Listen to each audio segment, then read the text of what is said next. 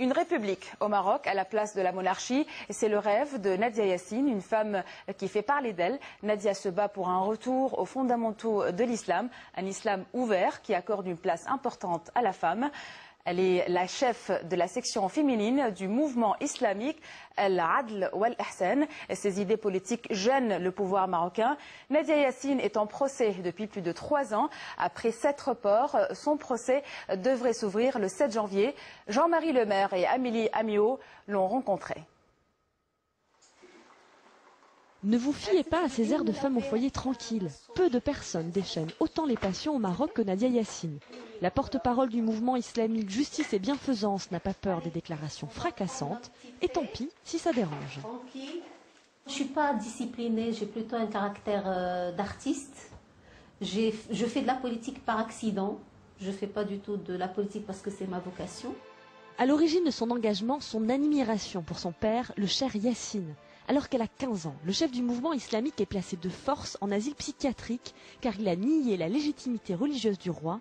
C'est un électrochoc pour l'adolescente. J'ai été giflée, si vous voulez, le jour où il y a eu la DST qui a atterri chez nous et qui l'a pris comme ça, sans procès, sans rien du tout. Ils l'ont fait disparaître et j'ai senti une énorme frustration qui a généré chez moi une volonté de faire.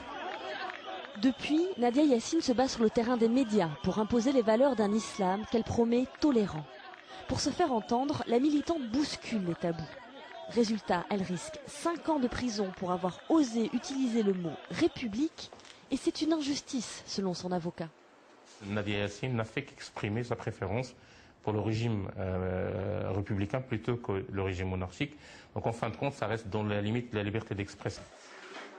De la provocation, oui, mais pas gratuite. Sa diplômée en sciences politiques a bien compris que le coup médiatique est une formidable arme de communication, mais une arme à double tranchant. J'ai reçu des lettres de menaces, j'ai reçu des lettres où on me disait qu'on allait me jeter du vitriol à la figure, parce que j'ai dérangé à plusieurs niveaux. Ça dérange parce que je suis une femme alors que la majorité des hommes se taisent et sont quelque part un peu couards, lâche devant les réalités du pouvoir marocain. D'autre part, en plus, je suis voilée, donc je dérange, j'en suis consciente. Mais au fond, déranger, c'est ce que recherche Nadia Yassine. Elle veut prouver qu'on peut être voilée et rester une femme libre et pleine d'audace. Son objectif, débarrasser l'islam de son image sulfureuse.